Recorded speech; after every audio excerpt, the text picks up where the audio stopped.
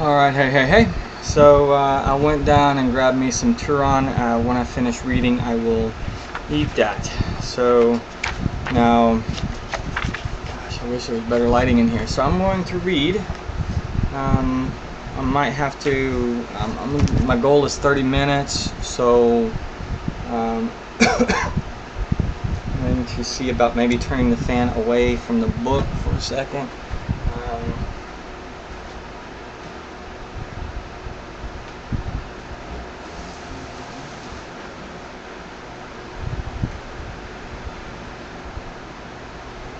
Okay, I think that worked. Alright, so let me see where I was at with this, and I don't think it's necessarily a bad idea, so I'm just going to start at chapter 1. I'm just going to go over the material I've already read. At one point I did start this book, and so we shall go from there. So okay, so chapter 1. The time is right to change your habits. And I say, amen. Here's the thing. When it comes to confidence and taking courageous action, so much of that is going to have to come from what you believe you should do.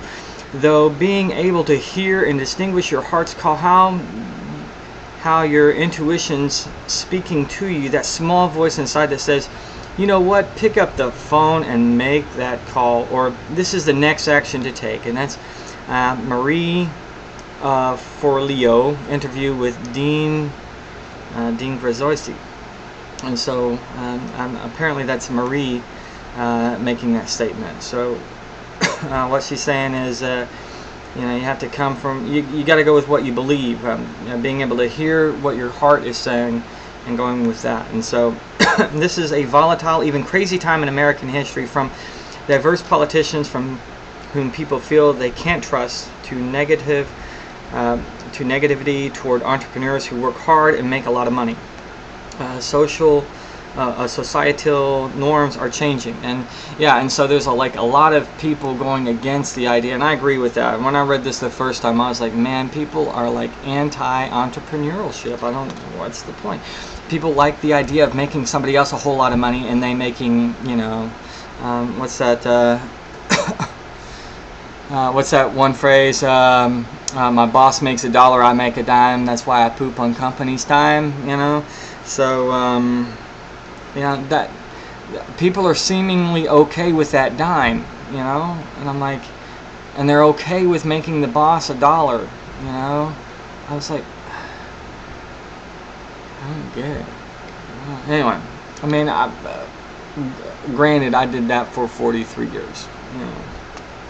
No chance, no hope for really the future. And for some reason, as my income increased, my situations didn't get better. And so it wasn't so much the money as this. And so, why is it a bad idea to take a gap time? I don't think so. I think taking a gap time, building my life, my business, my mindset the way that it really should be, I think is a brilliant call. What is going on with that hair right there? I don't know. I might have to trim it later. Alright, so again, this is a volatile time, even crazy time in American history, from the diverse politicians whom people feel they can't trust, to negativity toward entrepreneurs who work hard and make a lot of money. Societal norms are changing. As I shared earlier, most people will tell you that they feel they are working harder and faster to get things done, but to little effect. They strive to move up the ladder of success, yet for some reason it just isn't happening. Do you feel like you're not getting the results you desire or deserve? Well, besides technology affecting this outcome, another factor exists that you might not even be aware of. The good news is that you're not crazy for feeling like all your effort is going for naught. It's not your fault. Let's see what really is to blame. I'm taking those. I'm doing my research for this book. One statistic on productivity grabbed my attention the most. If you look at the graph below, you will see that for many years, productivity and wages were going up unilaterally on a steep 45-degree angle. However, in 1973 rolled around, As 1973 rolled around, things changed. Wages went flat, but productivity remained at the same incline. And what does that massive gap between wages and productivity suggest? Well, a quick pause. That's really kind of when computers started to come about. Because I remember when I was a little kid in the late 90s, we had a TRS-80. Computers were starting to come more and more into play. That would cause productivity to go up, yet wages to kind of maintain. Wages went flat and productivity remained at the same incline. What does that massive gap between wages and productivity suggest? It means we are getting more done as a society, yet income hasn't reflected this output. So when you feel like you're working quicker, harder, or faster and using today's technologies to accomplish more, you are. However, wages are simply not keeping up with that. So that's why you feel busier than ever and squeezed financially. The unfortunate fact is that the gap continues to widen, and we can ignore it and blame others, or we can create the habits that multiply the income and success in our own homes and in our own life. The middle class is taking a serious hit, and we know this.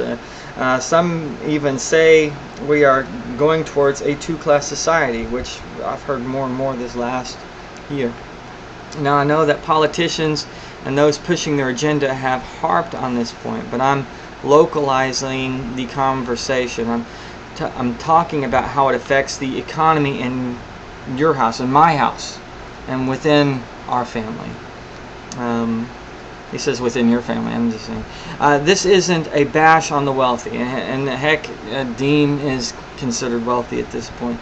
Heck, in this book, I'm giving you habits to become wealthy or increase your wealth you already have. But the statistics don't lie. If you are not prepared and armed with the right tools, the shift that is happening in America could greatly affect you. It's like the idea of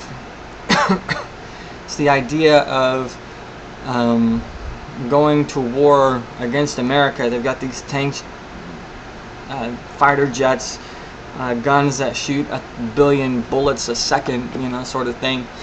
And we've got a screwdriver. And we're like, yeah, we're going to take you out with this screwdriver. How? I mean, that's all we got. If that's the only tool in the toolbox, what's going on? We're not going to be very effective. So having the right tools, if you want to build a house and all you have is a piece of stick, a little stick, you can't really build a house without the right materials, without the right tools. You got to have the all the stuff, and if you're lacking in one area or another, it's not going to be a great success. So what he's saying is he's preparing, he's giving us the right tools, giving the right equipment so that we can be effective. The shift that is happening in America could greatly affect you. And when I saw the graph below, I knew I had to share it. Up until 1981, all classes of income were rising at about the same rate. However, in about 1981, a split happened. That started to happen. That's, I think, when it came out with Reaganomics, right? The 1% broke away from the crowd. And since then, the top 1% of earners' income has gone up 138%, while the bottom 90% of earners' income has only gone up 15%. And so, if you were a laborer or whatever, if you were, working for a company in 1981 to now, you'd only really see a true 15% increase, which I don't know if that's really true, but at least according to this graph, that's kind of it. And I think really, depending on if you're a skilled laborer versus, someone who is just, not, really. If you're flipping burgers at McDonald's, you're probably seeing more that less than 15%, and whereas a skilled laborer, you're going to see more than 15%. So, because that's really an average. So, Here's an alarming look at the actual graph. But give me a minute to go through these so-called facts, and then let me explain how they impact you. Graph, and I'll take a picture and place it right here. From one perspective, the gap is getting wider and wider.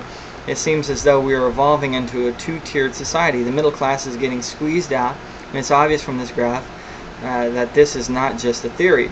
This is real life, and that is why you may be feeling the effects we talked about earlier. As scared as that graph makes you feel, imagine this. What if that income gap you saw on the graph did not matter to you? I'd be like, hey, what if you knew that these were ways to become financially bulletproof, and for you to create the class you desire in your life, in your home, and with your family? You see, I have to believe statistics. Me too. I'm a big... Now, I also know how to manipulate statistics, and so I don't know if Dean is down with some of that, but you can position a graph in such a way, it's correct data. However, the way you present the graph can look very skewed and create a certain mindset of something. So, like for instance, I'm going to just, on a side note here, for instance, someone was making about a cut in the education in the United States. And it was like, it sounds like a whole lot of money, but then when you look at what the United States is paying towards that, and you can consider it in a percentage scale, you're talking not even 1/3 of 1%. We're talking less than 0.3%. And when you stop and consider that, it's really not much. Now the thing is that when we start talking about cuts towards like education, you're basically taking away stuff away from our kids, which sounds horrible until it's like, okay, are they making the same cuts everywhere else? Are they making that same 0.25%, point whatever percent cut on other places in the government spending, especially like on our politicians? And when you come up and see that the answer is no, that's when it becomes kind of an issue. I mean, like, why are you cutting our kids' education, but you're not cutting the military budget a little bit? Why are you not cutting the politician budget a little bit? Why are you not cutting all other things on an equal level? Do we really need to have 10,000 nuclear bombs? I mean seriously. I mean, why not 90,000 nuclear bombs instead? I mean, if we have 100,000 nuclear bombs, why not cut it down by 10%? And then just, gosh darn it, I don't know if, whoever we decide to bully next, I mean, do they really need all those bombs? Isn't peace really the right answer anyway? Anyway, so, that was on a side note. Okay, so you see, I have to believe statistics, and if they are alarming to you, great. The more to continue reading and take action in your life. But what is more alarming is what the term middle class means these days. If you and your spouse make $120,000 a year combined, that means you are in the middle class. But should we cheer? What if one of you is working 2 jobs and the other has to put in extra time during the weekends? Sure, you might have a nice car, a beautiful house, vacations, and some other cool stuff, but maybe the kids are in daycare and you really get to spend time with them. Maybe you and your spouse haven't had quality time together in a while because you are just too busy. Maybe you and your spouse are in fact less engaged with each other than when you do talk. It's between emails and text messages. Maybe you have your own business and feel overwhelmed every day. These are just a few scenarios of many, but my point is simple. Is this truly the middle class you want to strive for? Is it? 80 hours a week, 90 hours a week, doing something that pulls maybe, in my case it was pulling, $60,000 a year, and exhausted, couldn't think straight anymore, hurting in places and it wasn't getting better. I was like, what? And people look down on me for coming out here and getting married. I'm like, really? You don't know anything about me, for real. So this is not just for physical health. This is for mental health. This is for spiritual health. This is for emotional health. Is why I'm here, and that's why I'm doing this. And it's time to redefine the middle class. More specifically, we need to start talking about the unfulfilled middle and the empowered middle. We need the same type of redefinition for the upper and lower classes. It doesn't really matter if you believe the middle class is disappearing. If you're doing okay financially and you have a horrible quality of life, or if you are not living up to your full potential, this is not what life is meant to be about. Having money and no life sucks. And having no money and wishing you could create a life sucks. And I am going to continue to tell you throughout this book that with the right habits, it doesn't matter where the economy is, what's happening to the class system in this country, or who the president is. What matters is that you dance to your own beat. And I got to agree with Dean on that. Remember, what you want to become, you want to become the thermostat, not the thermometer, And so you want to become what dictates the temperature, not what measures it, And that way you are in control of your own personal economy and your own personal lifestyle. You can shape both to fit your requirements in a way that is meaningful and fulfilling. And yes, the goal is more than just a possibility when you believe in and have the right habits.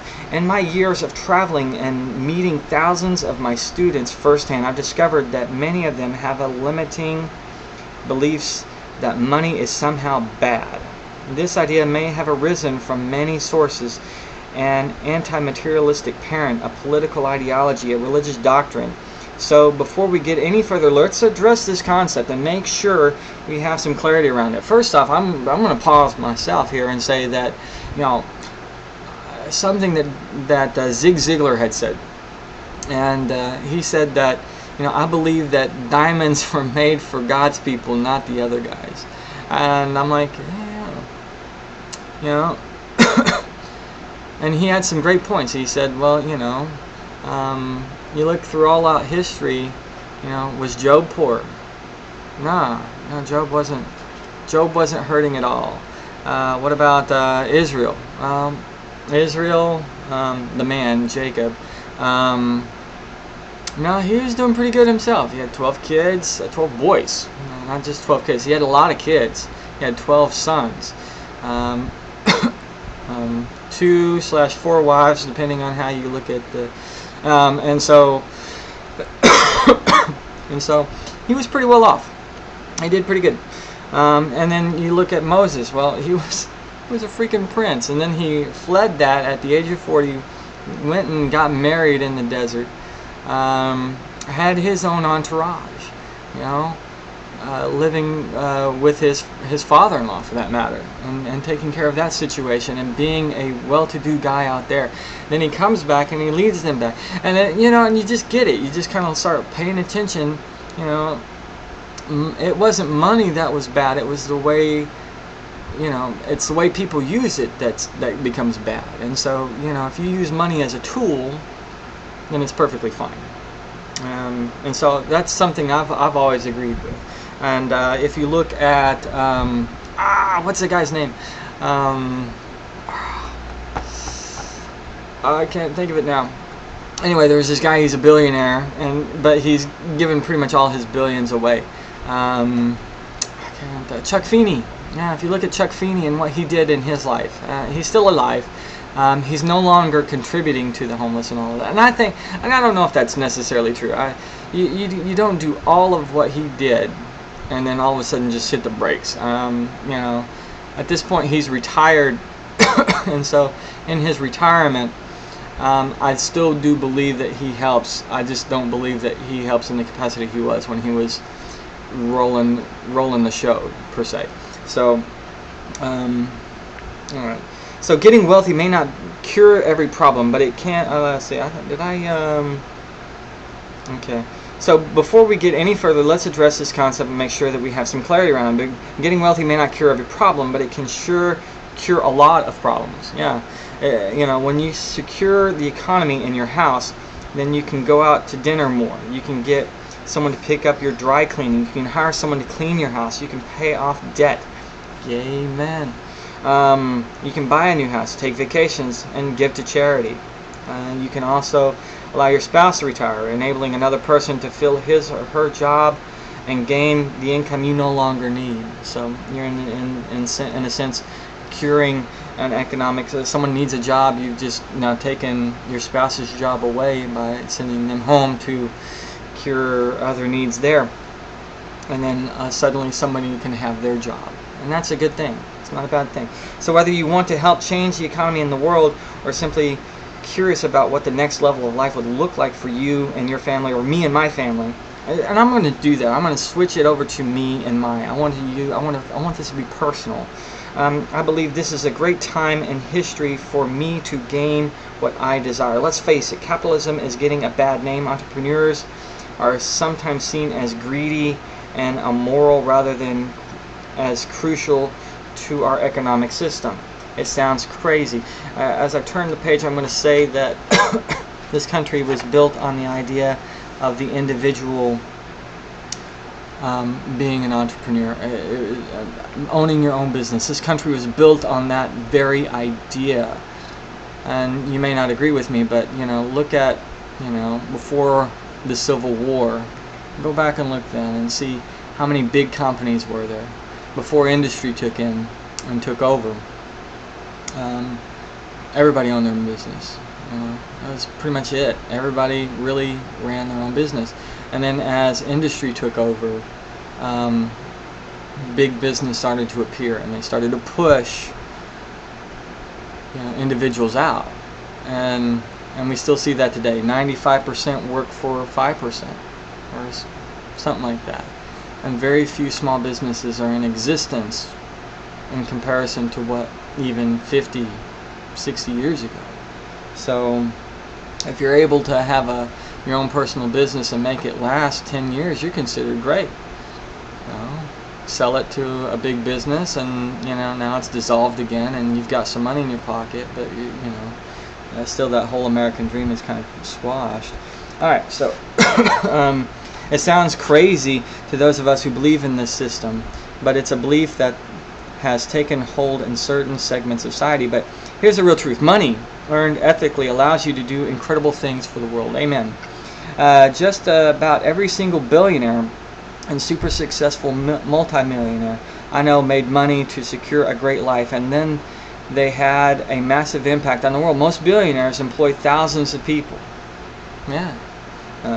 They also help family members and parents retire and support their kids as they move on in their lives.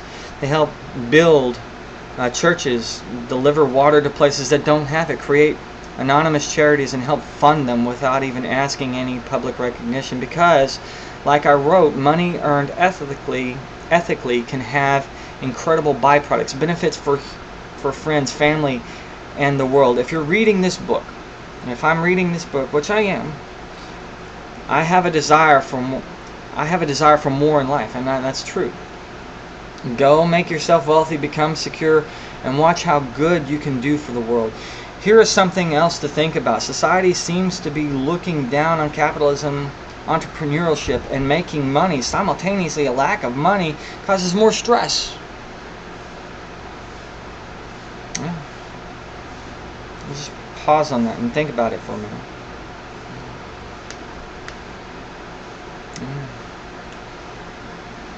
Yes. Simultaneously, a lack of money causes more stress in people's lives than any other one thing in this world.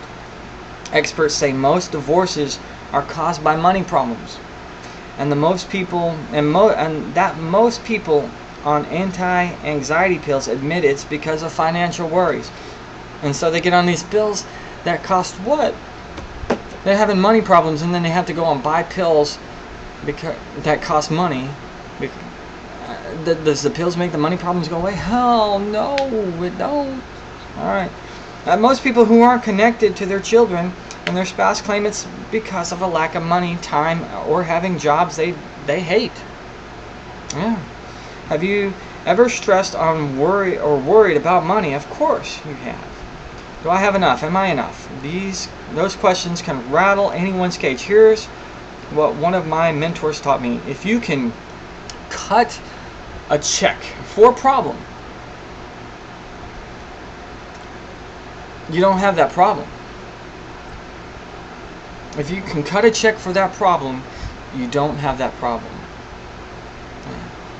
Repeat it like a mantra. If you can cut a check for that problem, you don't have that problem. If you have bills you're stressed over, you cut a check, that problem goes away. Worried about your kids' college education, cut a check. That problem goes away. Worried about your parents getting old and not having enough for retirement, cut a check and let your parents retire. Like he did. I didn't. I'm trying. So, are you worried about your future? Cut a check. That problem goes away. Is your business not doing as well as it could? Cut a check. That problem goes away. Don't tell me money can't solve issues. When you get money out of the way, you're allowed to be your best self. Think about it. Think of it this way. If I was sitting next to you right now and squeezed your throat, the only thing you could think about is oxygen. Yeah. But prior to that, I'm guess taking a breath of air wasn't occupying your mind at all. You just go about every day knowing it's there. It's already taken care of. The reason people are stressed about money is because they're being squeezed by the amount coming in, contrasted with how much they need to live the life they desire. When worrying about money comes off your plate, you have the opportunity to be your best self. By shifting certain habits in your life, abundance and prosperity will flow to you in ways that might seem impossible at the moment.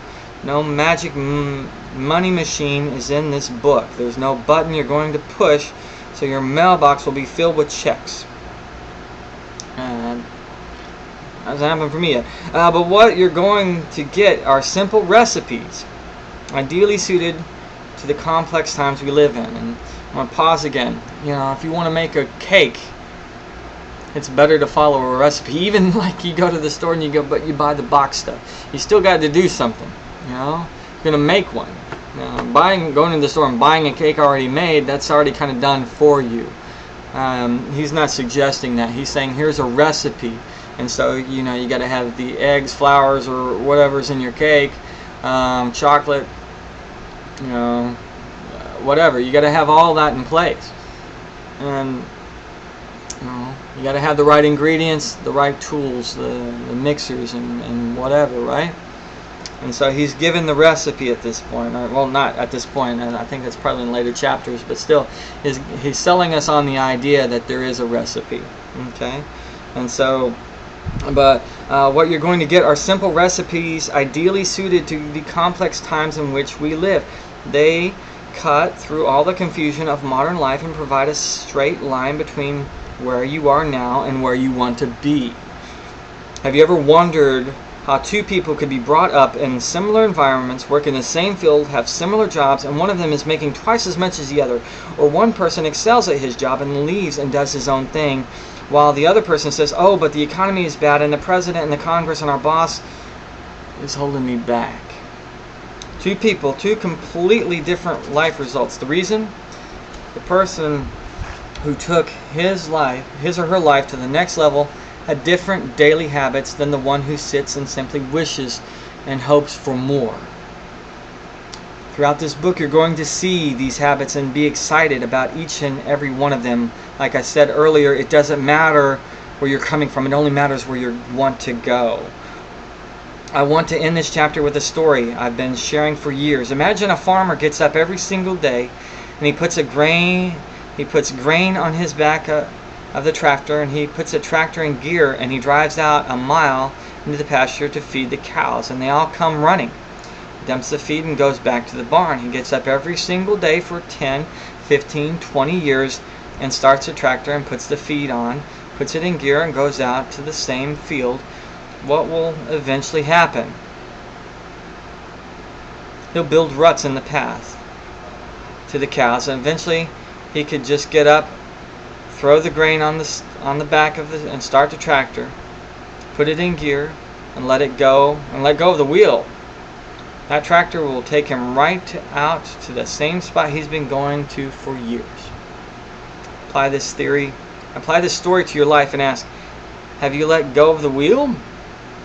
Are you in such a habit and in such a routine that, like you get up and you get dressed in the morning for work, you get in your car, and the next thing you know, you're at work, and you don't, what the heck has happened here?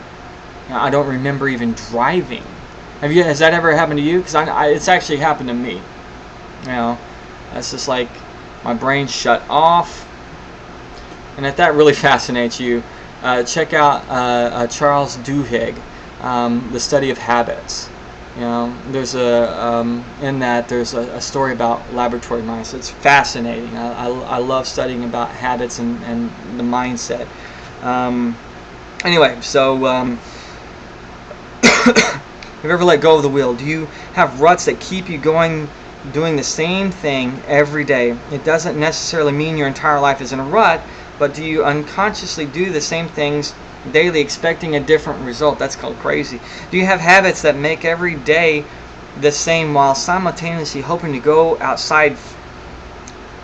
Do you have habits that make every day the same while simultaneously hoping an outside factor will change it? Maybe you're waiting for a shift in the economy, a person to intervene on your behalf, fate to present you the winning lottery ticket. Have you become the thermostat? Have you become the thermometer instead of the thermostat?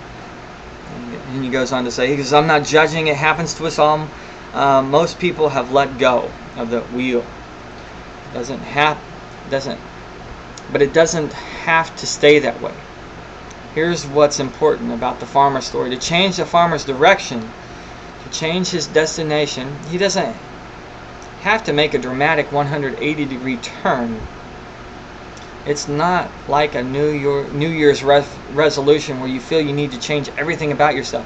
You don't have to wake up tomorrow morning and start an entirely new routine, yoga, and then meditate, and then practice gratitude for an hour. Yes, all those things are worthwhile, but all you have to do tomorrow is put yourself in position of that farmer, and you turn the wheel just an inch, just a tiny shift. If he got up tomorrow and turned that wheel a quarter of an inch, by the time he got out a mile in the field, he wouldn't even be able to see his old feeding grounds because he would be so far away. Those ruts would be no more because he's carving a new path, a quarter an inch at a time. I know that there are things you could be doing besides reading this book, watching television. I personally don't care about TV. Going to a sports event, doing chores. Those things are always going to be there, and that's true. Would you rather change a light bulb or your life? Getting rich isn't about a magic pill that puts money in your bank account for doing nothing. You got to get up and bust your butt. It's not about hitting the lottery. It's not about waiting for someone to do something for you. It's about changing your habits and your thoughts. And you can start that today. As John Paul DeJora says, the difference between successful people and unsuccessful people is that successful people do the things the unsuccessful people don't want to do. I would add that successful people have a core set of habits that propel them. The average person confuses success with luck, but luck has nothing to do with it. And I believe with that. There's a skill set there. Millionaire says, but luck has nothing to do with it. Millionaire success habits do. Now, let's look at where you are in your life and where you want to go. next is chapter 2. And done 35 minutes. That definitely tops the 30-minute mark.